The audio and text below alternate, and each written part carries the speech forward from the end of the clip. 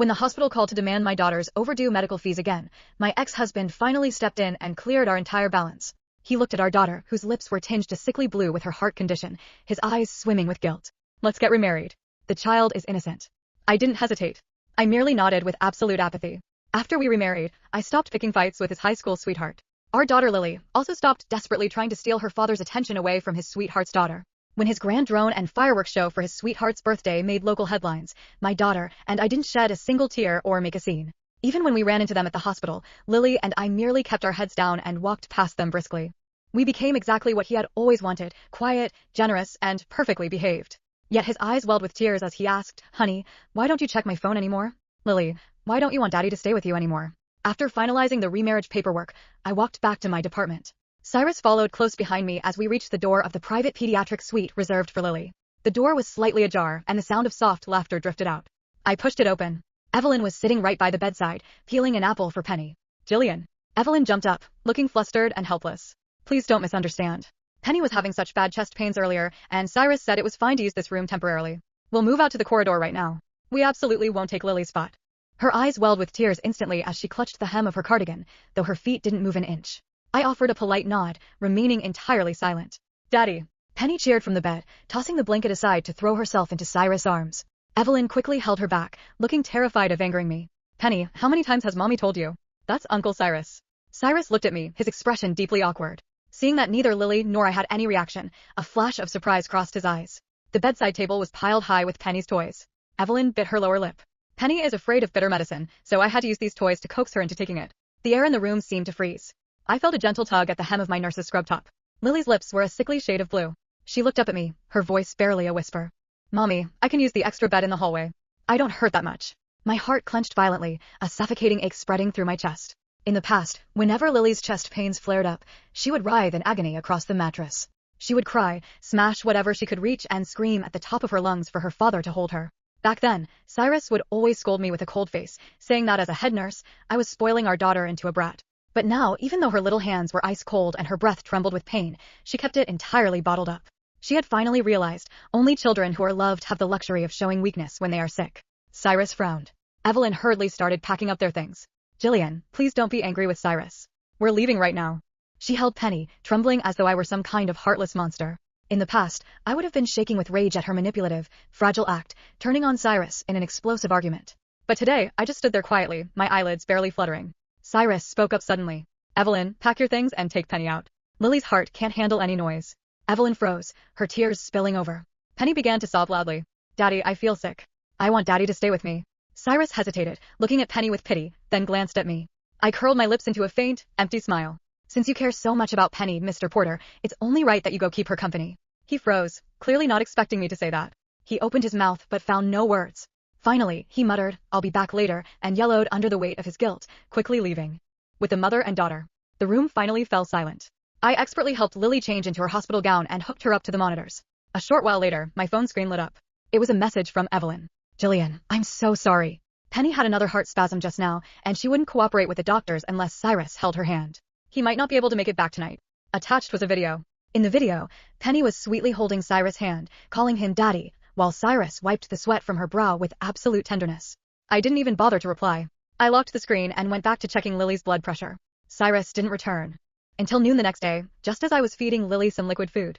I didn't demand to know where he had spent the night. Hysterics would only make him think I was being unreasonable, and ultimately, Lily would suffer for it. Once Lily fell asleep, Cyrus handed me a velvet box. Inside was a dazzling pink diamond ring. In the past, I would have wept with gratitude, thinking he had finally recognized my sacrifices. Now, looking at that ring, a wave of profound nausea washed over me. I didn't even reach out for it. I used to love shiny things, but I could never forget the first time Lily was fighting for her life in the pediatric ICU. While I was signing one critical condition notice after another with trembling hands, Cyrus was nowhere to be found. When he finally rushed over, he threw a cold diamond necklace at Lily as an apology. At that exact moment, he had mobilized his company's entire medical network and special clearance to secure rare, imported targeted drugs for Penny, who was only suffering from mild chest tightness. From that moment on, these expensive jewels became nothing but trash stained with my daughter's blood and tears. Seeing me refuse to take it, Cyrus' expression stiffened. "Didn't you always love this brand?" I took a step back, my voice flat. "Thank you, but I'm not used to wearing things like this anymore." His hand remained frozen in the air, his face darkening. That afternoon, when Lily felt a bit better, I took her to the mall. I wanted to pick out a thank you gift for the wife of the hospital board director, who had helped us immensely with fundraising. Just as we stepped into the high-end baby boutique, we ran into Evelyn and her daughter. Cyrus was standing right there, pulling out his black card to pay. The sales associate beamed. Mr. Porter is such a wonderful father. This limited edition doll looks absolutely beautiful on Princess Penny. Penny held the doll triumphantly, glaring at Lily. Cyrus turned around at the sound of footsteps, his face instantly flushing with panic. Jillian. I was just passing by. I pretended not to hear, pulling Lily straight toward the gift section on the other side. Once I picked out a gift and headed to the register, Cyrus blocked my way. He grabbed an incredibly expensive castle playset from the top shelf and tried to shove it into Lily's arms. Lily, let Daddy buy this for you, okay? Lily shrank back, shaking her head in fear. Penny ran over, pointing at the castle and shrieking, I want that. Daddy, I want that. For once, Cyrus pushed Penny's hand away, saying coldly, this is for Lily. Penny stared in shock and Evelyn's face paled. Cyrus furrowed his brow, kneeling to look at Lily. Why don't you want it? Didn't you used to love fighting for these toys? Lily cast a timid glance at Penny, hiding her hands behind her back. Her voice was barely a whisper. If little sister wants it, she can have it. I have to learn to share. It was as if Cyrus had been struck by lightning. He froze, completely paralyzed. He suddenly remembered. Every time Penny snatched away Lily's life-saving nutritional supplements, leaving Lily gasping for air and crying, he had scolded Lily with those exact words. Seeing his face go entirely pale, a small vindictive satisfaction bloomed in my chest. I bypassed him, holding Lily's hand as we walked out of the store without looking back. Cyrus and I used to be the golden couple everyone envied. I was the youngest head nurse at a prestigious metropolitan hospital, and he was the self-made CEO of a thriving medical equipment company, Apex Medtech. Everyone said we were a match made in heaven, and I believed our happiness would last forever. That was until Lily was diagnosed with a severe congenital heart defect at 2 years old. I watched over her bedside night and day, growing hollow and exhausted. It was during this fragile time that Evelyn returned to the country. She brought Penny, who suffered from the same congenital heart condition, and knocked on Cyrus' office door. At first, Cyrus only visited them occasionally. Later, he sent his company's latest portable monitoring devices directly to Evelyn's apartment. He even began finding excuses to cancel the weekend plans he had promised Lily, spending all his free time with that mother and daughter. I grew suspicious and confronted him. He merely pinched the bridge of his nose, his voice heavy with exhaustion. Evelyn is raising a sick child all on her own. She doesn't understand medical equipment. What's wrong with me helping her out? I wanted to argue, but seeing the red veins in his eyes, I swallowed my words. My understanding, however, was only met with worse neglect. When Lily needed a special nutritional formula to stabilize her condition, Cyrus approved the entire stock from his company's warehouse for Penny, even though there was plenty of inventory. I couldn't take it anymore. We had a screaming match at home. The final blow came on Lily's 3rd birthday. Lily suffered acute heart failure, and the monitors in the resuscitation room wailed frantically. The doctor told me to immediately secure the emergency defibrillator his company had recently imported. It was Lily's only hope. My hands shook as I dialed Cyrus's number. Once, 10 times, 30 times, every single call was coldly declined. I collapsed in despair outside the resuscitation room, my face covered in tears and sweat. When I chanced to look up, I saw the television in the hospital lobby broadcasting a live news feed. It was a lavish charity gala called Guardian Angels of the Heart. On the screen, Cyrus stood in a tailored suit with Evelyn in a designer gown beside him, looking like a picture-perfect couple. Facing a barrage of camera flashes, Cyrus announced with deep emotion, as the CEO of Apex Medtech, I am establishing a $10 million fund for congenital heart defects in Penny's name. We will ensure no sick child is left without medicine. The irony was like a rusty knife plunging into my chest, tearing my flesh apart. My daughter was gasping for air on a cold hospital bed, unable to even cry. My husband was under the spotlight, spending millions to play the savior for another woman's child. I dragged myself off the floor, staring at the bloodstains on my white scrubs. The last thread of my sanity snapped. I ran out of the hospital, hailed a cab like a madwoman, and drove straight to the gala. I broke past the security guards, reeking of antiseptic and stained with blood, and charged directly onto the red carpet. The camera flashes went wild. I shoved Evelyn away from Cyrus, pointing a finger at her. What kind of saints are you pretending to be? Evelyn, you're draining my daughter's blood to feed your bastard child. Evelyn shrieked, gracefully collapsing to the ground, shrinking behind Cyrus in terror. Jillian, please don't hit me. It's all my fault. The surrounding media immediately erupted into whispers. Cyrus's face turned livid, his pride utterly shattered. Jillian, have you lost your mind? He raised his hand and slammed a brutal slap across my face. The sheer force knocked me to the floor. My ears rang, and the metallic taste of blood filled my mouth. I held my burning cheek, looking up at the man I had loved for 7 years in complete disbelief. Cyrus looked down at me, his eyes filled with nothing but disgust. When I was starting my business and had nowhere to turn, Evelyn's parents saved my life. I am repaying a debt of gratitude. As a medical professional, you don't even have a shred of basic empathy. Acting like a common hysteric here, I was truly blind to have married you. That single slap completely killed the last dying ember of hope in my heart. I spat out a mouthful of blood and let out a cold laugh. Fine, Cyrus. Let's get a divorce. We signed the papers the very next day. But I never expected Cyrus' cruelty to extend to a total annihilation of my life. Shortly after the divorce, my upcoming promotion to assistant director of nursing was secretly blocked and given to someone else. Next, my salary and performance bonuses were slashed to virtually nothing. I knew it was Cyrus using his influence in the medical network to punish me. Just when I was on the verge of being unable to pay for Lily's next month in the ICU, a miracle occurred. The hospital finally matched a perfect donor heart for Lily. I fell to my knees that night, weeping and praying to every deity I could think of. But the cruel reality crushed me. I couldn't afford the exorbitant surgery and transportation fees. While I was desperately begging everyone I knew for loans, Cyrus intervened like an act of God. He threw an immense amount of money and leveraged his connections with the hospital board to bypass all procedures. He took that life-saving heart, the one meant for Lily, and forcibly had it transplanted into Penny instead. Cyrus had absolutely no idea that the child forced to give up the donor heart due to a lack of funds was his own flesh and blood. The memory faded. I sat quietly by the bedside, touching Lily's pale, cold face. If I didn't remarry him, Lily wouldn't survive until the next donor match. I swallowed my tears and blood, put on a mask of compliance, and dialed Cyrus' number to ask him to take us back. Now, I felt absolutely nothing for this man. Whether he slept with Evelyn or bought Penny mountains of gold was none of my concern. As long as he transferred the funds into Lily's medical account every month, he could rot in hell for all I cared. I would treat him like a dead man. For the next several weeks, I kept my promise. I never questioned Cyrus. If he spent the night at Evelyn's apartment, I didn't call. If he took Penny to amusement parks, aquariums, and children's theaters, I didn't complain. Every month, as long as the money arrived in Lily's medical account on time, I treated him like a walking ATM and nothing more. At first, Cyrus seemed relieved. Then he became increasingly restless. One evening, he returned home unusually early. The dining table was set with simple food. Lily was quietly doing homework while I reviewed patient charts. The atmosphere was peaceful. Too peaceful. Cyrus stood there awkwardly. Nobody looked up. Nobody greeted him. After several minutes, he finally cleared his throat. "I'm home." "Oh." I nodded without lifting my eyes. Lily politely said, "Welcome home, Daddy." Then she continued writing. The silence became suffocating. In the past, Lily would have run toward him. In the past, I would have rushed to warm his dinner. Now neither of us moved. For some reason, Cyrus suddenly felt as though he had become an outsider in his own house. That night he deliberately slept in our bedroom. I didn't react. I simply turned off the light and lay down on my side of the bed. The distance between us felt wider than an ocean. Around midnight, I felt him staring at me. "Jillian. Why did you agree to remarry me?" I opened my eyes. The truth sat on the tip of my tongue. Because Lily needed money to survive. Because your guilt was useful. Because I no longer loved you. Instead, I calmly answered. "Didn't you say the child was innocent?" His expression stiffened. Somehow that answer seemed to hurt him more than if I had screamed. Days later, the hospital conducted Lily's latest evaluation. The results were terrible. Her heart function had declined again. The chief cardiologist looked grave. "We can't wait much longer. A donor heart is her only real chance." My hands clenched around the report. "How long?" "We don't know. It could be months. It could be years."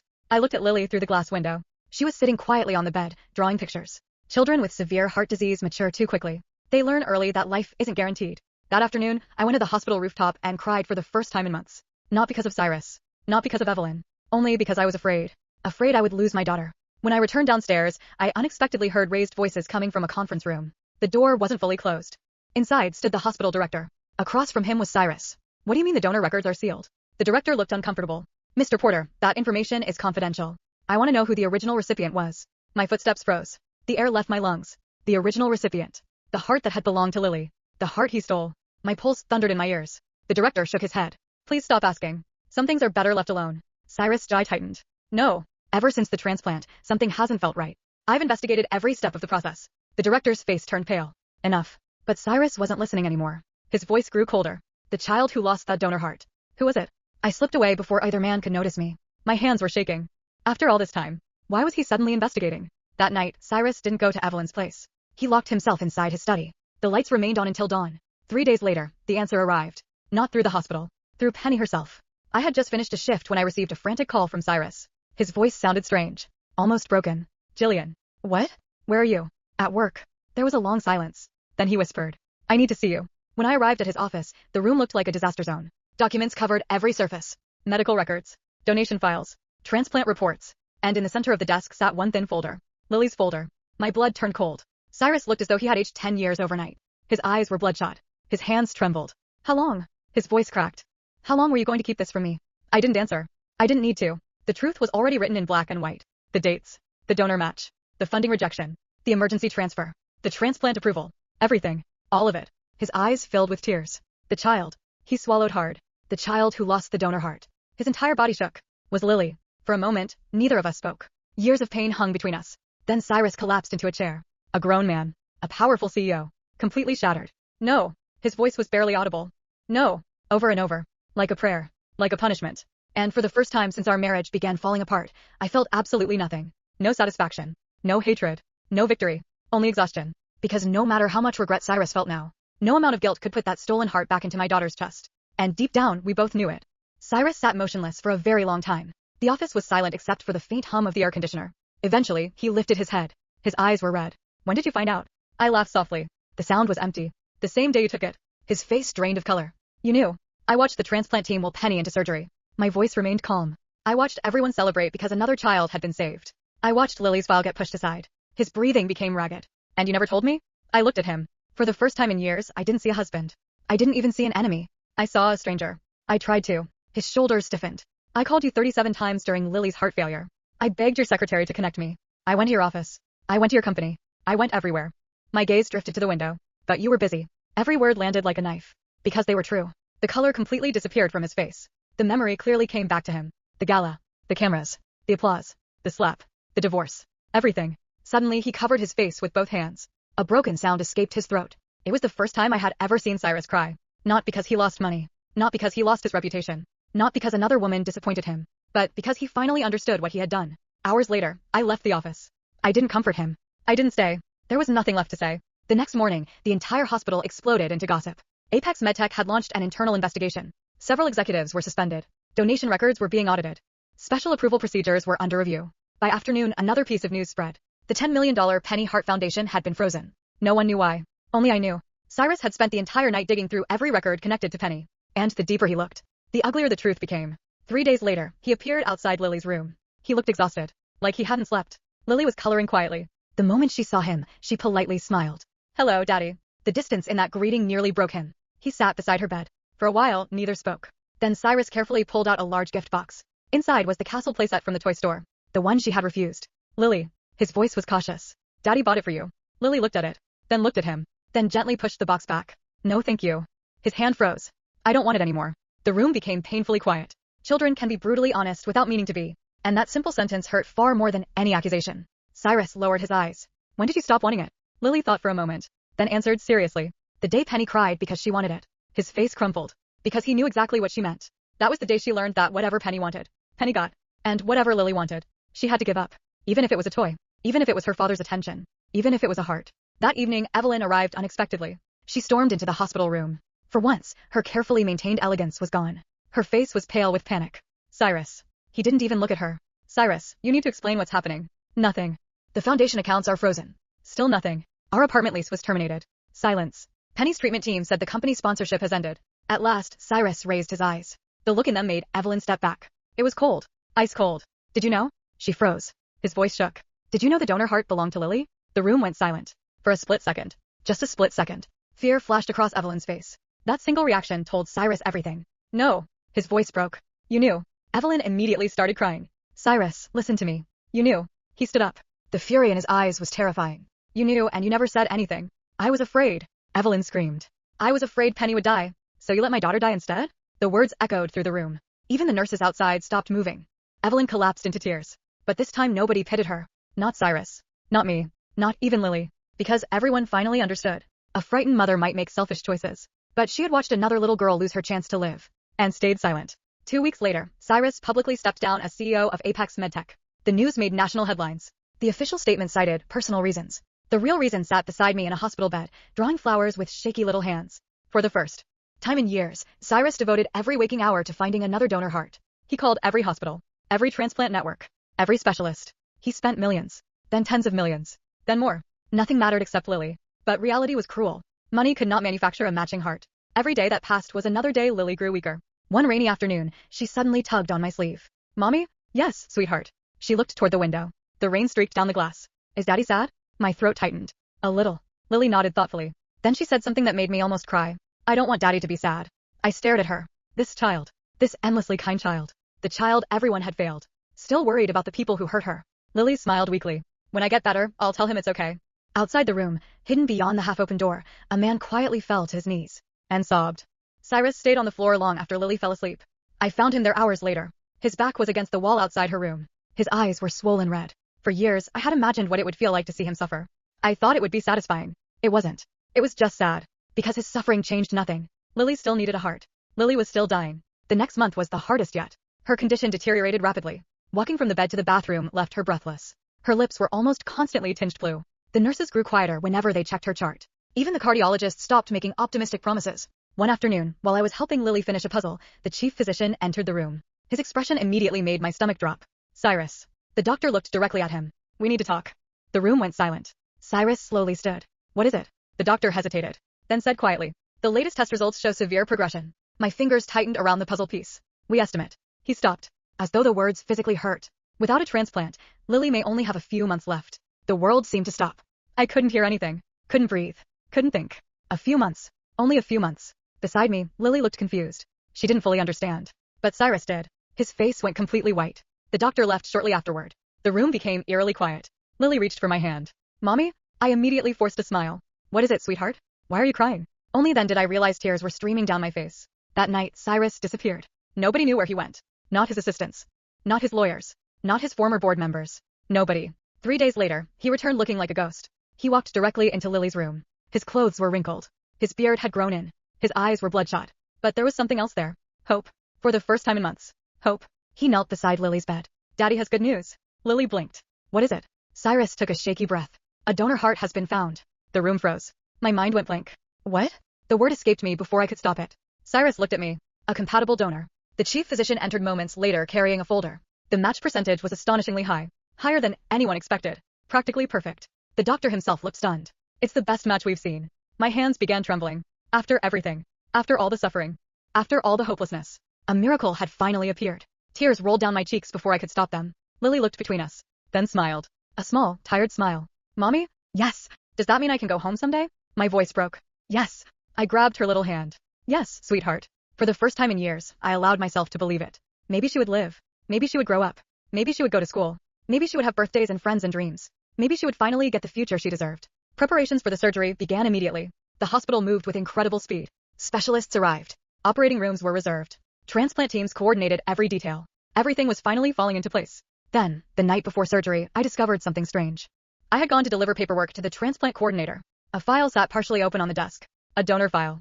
Normally I wouldn't look. But one detail caught my eye. Age, 38. My heart skipped. The donor's age. It was oddly familiar. I glanced down. Then froze. Blood type. Genetic compatibility. Medical history. My hands started shaking. No. I grabbed the file. The donor name had been redacted.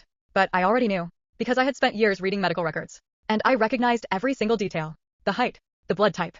The surgical history. The old shoulder injury. The childhood fracture. All of it. Every piece matched one person. My vision blurred. The folder slipped from my fingers. At that exact moment, the office door opened. Cyrus stood there. Our eyes met. And in that instant, I understood everything. The donor heart had not come from a miracle. It had come from him. The world seemed to tilt beneath my feet. Cyrus. My voice barely existed. He didn't deny it. Didn't look away. Didn't even try to make excuses. For the first time in years, there was no pride left in him. No arrogance. No defensiveness. Only acceptance. You can't do this. I stumbled toward him. You'll die. A faint smile appeared on his lips. I know. The room fell silent. My chest felt like it was being crushed. You're insane. Probably. His voice was surprisingly calm. But I've already spent years living with something worse. I knew what he meant. Guilt. The unbearable weight of knowing what he had done to Lily. He looked toward the hospital room where our daughter slept. I kept thinking about that day. The donor heart. The gala. The phone calls I ignored. His eyes filled with tears. Every night. Every single night. I couldn't speak. Because there was nothing left to say. Some mistakes were too large. Too devastating. Too permanent. He took a shaky breath. When I found out the truth, I tried everything. I searched everywhere. I offered money. I called every transplant center. I begged people. His voice cracked. But nothing was enough. He lowered his head. So this is the only thing I have left to give her. The only thing. The words shattered something inside me. Not because I had forgiven him. I hadn't. Not completely. Maybe I never would. But because I finally understood. This wasn't an attempt to buy redemption. It wasn't a grand gesture. It wasn't for public attention. No cameras would record this. No reporters would praise him. No one would even know. This was simply a father trying to save his daughter. Even if it cost everything. The next morning, the Transplant Ethics Committee convened an emergency meeting. The proposal was immediately rejected. A living person cannot donate their heart. Not, and survive. The procedure was impossible. When Cyrus heard the decision, he simply nodded. As though he had expected it.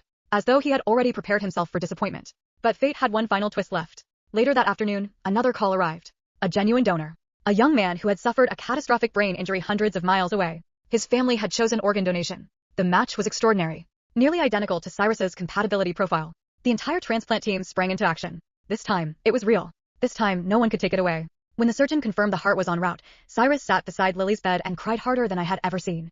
Not because he was losing her. Because he wasn't. The surgery lasted nearly 10 hours. They were the longest 10 hours of my life. Cyrus never left the waiting room. Neither did I. For once, we sat side by side. Not as husband and wife. Not as enemies. Just two terrified parents. Near dawn, the surgeon finally emerged. Still wearing surgical scrubs. Everyone stood. My legs nearly gave out. The surgeon smiled. A tired smile. But a genuine one. The transplant was successful. I burst into tears. The kind that come from years of fear finally breaking apart. Beside me, Cyrus covered his face and sobbed. Neither of us cared who saw. Because Lily was alive. Recovery was slow. Painful. Complicated. But every day she grew stronger. Her lips regained their healthy pink color. Her breathing steadied. The monitors stopped sounding alarms. Weeks later, she walked down the hospital hallway without assistance. The nurses cried. The doctors applauded. I cried too. Because for the first time since her diagnosis, she looked like a normal child. A child with a future. 3 months later, Cyrus and I finalized our second divorce. This time there were no arguments. No bitterness. No lawyers fighting. Just signatures. And silence. When it was done, he looked at me. I don't expect forgiveness. I nodded. Good. A sad smile crossed his face. Will you ever forgive me? I thought about it carefully. About the gala. About the slap. About the donor heart. About all the nights Lily suffered. About everything. Finally, I answered honestly. I don't know. It wasn't the answer he wanted. But it was the only truthful one. He accepted it. Because some wounds heal slowly. And some scars never fully disappear. A year later, Lily celebrated her 6th birthday. The party wasn't extravagant. No fireworks. No drones. No media coverage. Just family. Friends. Cake. Laughter. Life. The things that actually mattered.